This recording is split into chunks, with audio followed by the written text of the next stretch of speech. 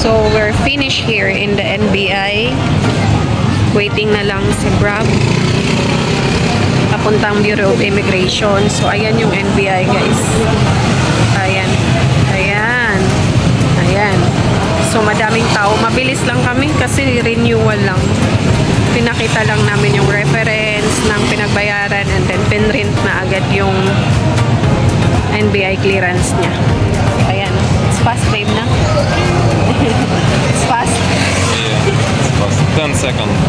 10 second lang, guys. Naghintay lang ako sa labas kasi bawal ang escort. Kung sino lang yung kukuha, siya lang yung allowed pumasok. So, waiting na lang kami sa aming Grab. So, makikita nyo pag hindi kayo nakapag-online ng NBI, may mga nag-online dito, magbabayad kayo. Pero ako kasi, nag-online na kami before pumunta dito para mabilis makukuha namin agad. So, see you later, guys, sa Bureau of Immigration naman. Bye.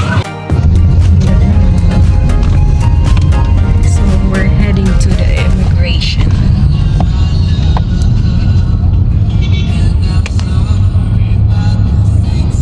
I hope we finish today, babe. Just the view.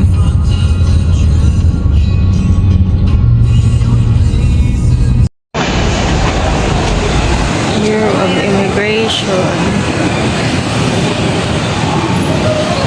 Parang daming tao. So many people. My husband is waiting. Sobrang daming tao.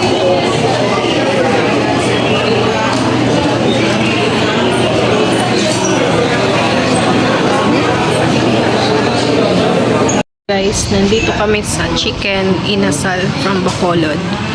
So, kakain muna kami ng lunch kasi pinapabalikan yung certificate namin later after lunch. Kasi kailangan pala yun para sa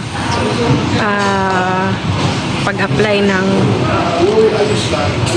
visa, ng permanent visa. So, ito na yung isang folder nandun. So, ayan yung mga checklist ng documentary requirements for I-card application. Tapos yung isa para yun sa visa talaga.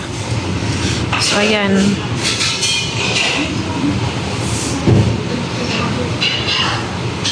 Para to sa I-card. Guys, yung isa kasi nandun iniwan namin kasi gagawan daw ng certification. So, hindi ko napapakita, guys. Isasabihin ko na lang sa video ko kung pinasa namin kasi makikita niyo yung mga personal information namin na hindi pwedeng ipakita. So, ayan. Ang daming hinihingi na mga requirements. So, ayun. Good thing nagawa naman namin. Hopefully, matapos namin okay. Kasi yung ano namin, guys, yung iniisip namin sana tanggapin yung marriage certificate namin na hindi pa naka-PSA. Bigay pa ng Tagaytay Registrar, Civil Registrar. Yun kasi yung pinasa namin. Nakakuha na ako ng PSA pero hindi ko pa nakiklaim. Kasi nawala ko yung claiming stub. So, hopefully, maging okay yun. So, waiting na lang. Yan. Ito yung favorite place namin dito, guys. So, ayan. Every time yung sa labas naman ganyan. Na dito kami sa Bureau of Immigration, dito talaga kami kumakain kasi masarap talaga yung soup nila, molo soup na favorite ng asawa ko. So, ayan, guys, kain muna kami and then balik ulit sa immigration.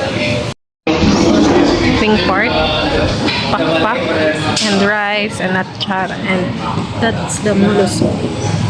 His favorite soup. Bon appetit! So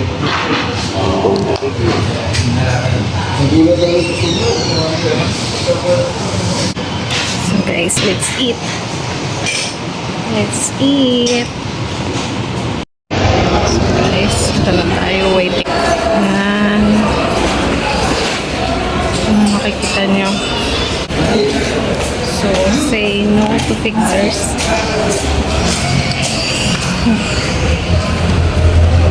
Waiting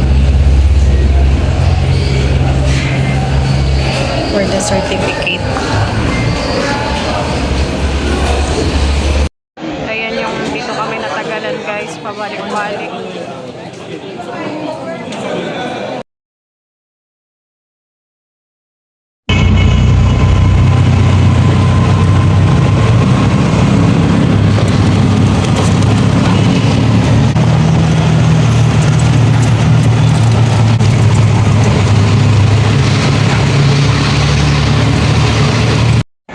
Hello guys, we're back in the house na guys. So pagka-uwi namin from immigration, sumakay kami ng electric bike, tapos bumaba kami sa UN as LRT station, tapos bus papuntang PITX, and then bus ulit pa puntang Lancaster. And then, bumaba kami sa Lancaster. Pwedeng lakarin, guys, kaso mainit. So, sumakay kami ng tricycle. Malapit na lang dito sa... Ang drop talaga is dito na sa bahay namin. So, ayun, guys, yung aming day today sa immigration. So, later, guys, after kong matulog at magpahinga, kain lang tayo ng grapes muna. And then, after matutulog ako, then, magagawa ko ng video, or dito, continuous video, kung ano yung mga requirements na pinasa namin sa immigration para sa processing ng permanent resident visa ng asawa ko. Meron na siyang probationary visa.